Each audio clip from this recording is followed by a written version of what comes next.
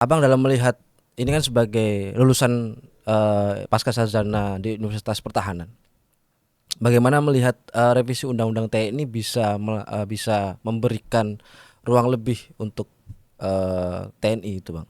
Ya, revisi Undang-Undang TNI kan di satu sisi ada ketakutan, ada kekhawatiran di masyarakat sipil kemungkinan TNI comeback. Ya, Tapi juga kan kita harus jujur akui bahwa hari ini TNI bukan fungsi lagi, sudah multifungsi. multifungsi. Jadi guru, Ya. jadi tenaga kesehatan, ya, di kampung-kampung, di pedalaman-pedalaman. Pada akhirnya bagi Papua itu bukan soal undang-undang TNI, tapi law in the action-nya, bagaimana TNI di lapangan. Ya, Tidak penting kata-kata manis atau kata-kata yang penuh dengan gegap gempita dituliskan di dalam undang-undang.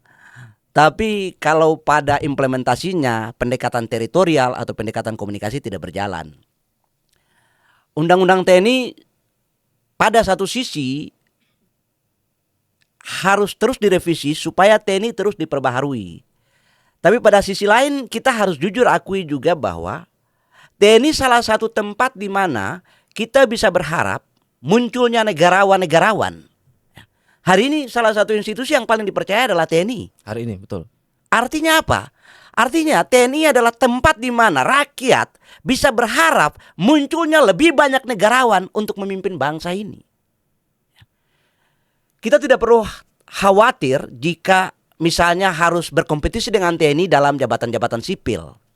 Karena pada akhirnya ketika bangsa ini dipimpin oleh negarawan, dipimpin oleh pemimpin yang berpikir baik, berpikir benar, maka orang yang paling kompeten yang akan ditempatkan.